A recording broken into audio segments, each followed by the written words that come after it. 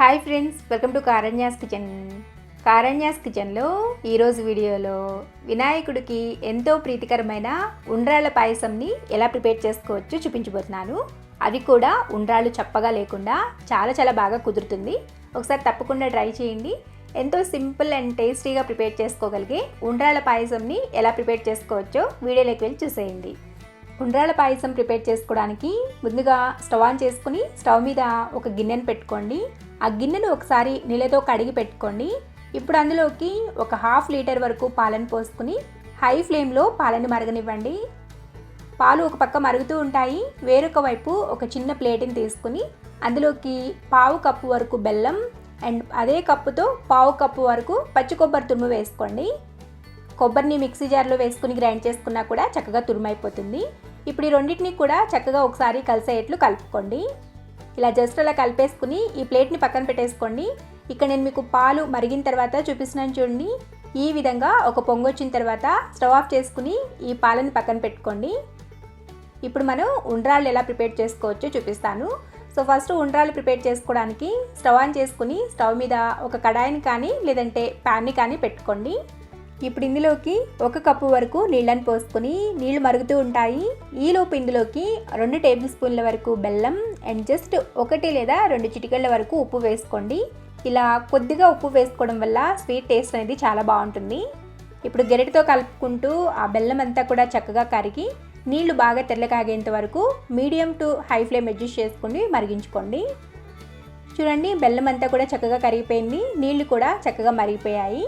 ఇప్పుడు ఫ్లేమ్ని సిమ్లో పెట్టుకుని ఇందులోకి 1 కప్పు వరకు బియ్యం పిండిని వేసుకోండి.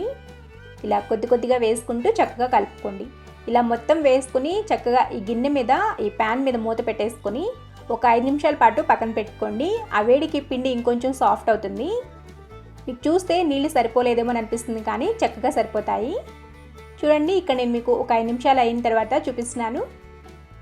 ఈ విధంగా ఇప్పుడు ఇదంతా కూడా ఒక ప్లేట్లోకి వేసుకోండి. వేసుకుని చేత్తో మీకు ఒకవేళ ఇంకా కొంచెం వేడిగా ఉంది అని అనిపిస్తే చేతిని తడి చేసుకుని కూడా ఇలా ఒత్తుకోవచ్చు. లేదు అని అంటే కాసేపు అలా వదిలేసేయండి, ఆ తర్వాత ఒత్తుకోండి. కొంచెం గోరువేడి మీద ఉన్నప్పుడు ఒత్తుకుంటే పిండి అనేది చక్కగా సాఫ్ట్ అయిపోతుంది. ఇక్కడ నేను మీకు చక్కగా కలిపిన తర్వాత చూపిస్తున్నాను చూడండి. ఈ విధంగా పిండి ముద్దలాగా ప్రిపేర్ చేసుకోవాలి. ఇలా ప్రిపేర్ చేసుకున్న తర్వాత సైడ్లో 1 టేబుల్ స్పూన్ అంతా బియ్యం పిండిని పెట్టుకోండి. ఎక్కడైనా మనం ఉండలు చేసుకునేటప్పుడు చేతికి పిండి అంటుకుంటుంది అని అంటే ఆ పొడి పిండిని అద్దుకుని ఉండలు చుట్టుకోవచ్చు.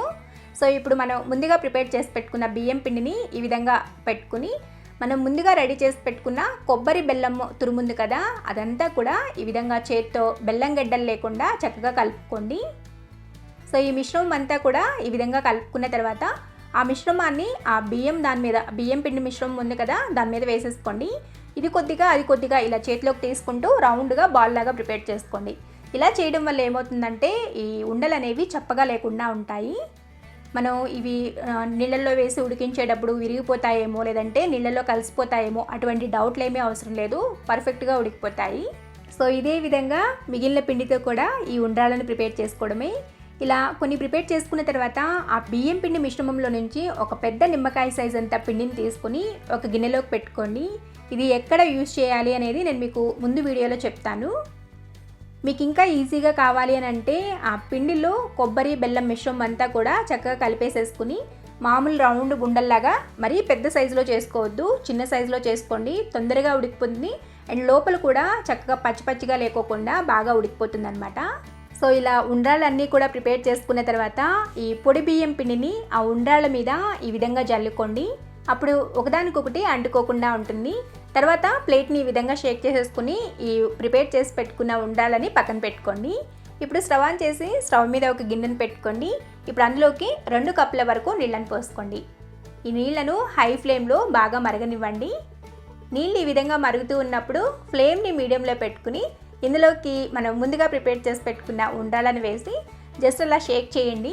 గరిటె మాత్రం పెట్టద్దు. ఇప్పుడు కానీ గరిటె పెట్టారంటే ఉండ్రాళ్ళు అనేవి చిదురైపోయే ఛాన్స్ ఉంటుందన్నమాట. అందుకని గరిటె పెట్టకుండా ఈ విధంగా గిన్నెను అటు ఇటు తిప్పారంటే అన్నీ కూడా చక్కగా తిరిగిపోతాయి. ఇప్పుడు మూత పెట్టి మీడియం ఫ్లేమ్లో ఒక 5 నిమిషాల పాటు ఉడికించుకోండి. ఒక 5 నిమిషాల పాటు మీడియం టు హై ఫ్లేమ్లో ఉడికించుకున్న తర్వాత చూడండి ఉండ్రాళ్ళు ఏ విధంగా ఉన్నాయో. చూసారా, ఎక్కడ మనకి ఉండ్రాళ్ళు అనేవి నీళ్ళలో కలిసిపోవడం కానీ లేదంటే చిదురైపోవడం కానీ అలాంటివి ఏమీ లేదు. సో ఇప్పుడు ఇందులోకి ఒక 2 టేబుల్ స్పూన్ల వరకు కొబ్బరి తురుము వేసుకోండి. పచ్చి కొబ్బరి తురిమే టేస్ట్ బాగుంటుంది. మీ దగ్గర ఉంటే వేసుకోండి, లేదంటే స్కిప్ చేసేయచ్చు. సో అలాగే 1 కప్పు వరకు బెల్లం కూడా వేసుకోండి. మీరు తినే స్వీట్నెస్కి తగ్గట్లుగా బెల్లం అడ్జస్ట్ చేసుకోండి. ఇప్పుడు జస్ట్ అలాగే గిన్నెను గరిటె పెట్టకోకుండా ఇలా అటు ఇటు తిప్పండి. బెల్లం కూడా చక్కగా సెట్ అయిపోతుంది. ఇప్పుడు మరలా గిన్నె మీద మూతను పెట్టుకుని ఒక 5 నిమిషాల పాటు ఉడికించుకోండి. ఆ బెల్లం కరిగేంత వరకు ఉడికించుకుంటే సరిపోతుంది. ఈ పక్క బెల్లం అనేది ఉడుకుతూ ఉంటుంది. వేరొక వైపు మనం ముందుగా తీసి పెట్టుకున్న బియ్యం పిండి మిశ్రమం ఉంది కదా, ఆ మిశ్రమంలోకి ఒక పావు కప్పు నుంచి హాఫ్ కప్పు వరకు నీళ్ళని పోసుకుని చక్కగా ఉండలు లేకుండా చేత్తో అయినా చక్కగా కలుపుకోండి. స్పూన్తో అయితే టైం ఎక్కువ పడుతుంది, చేత్తో కలుపుకున్నారంటే ఫాస్ట్గా అయిపోతుంది.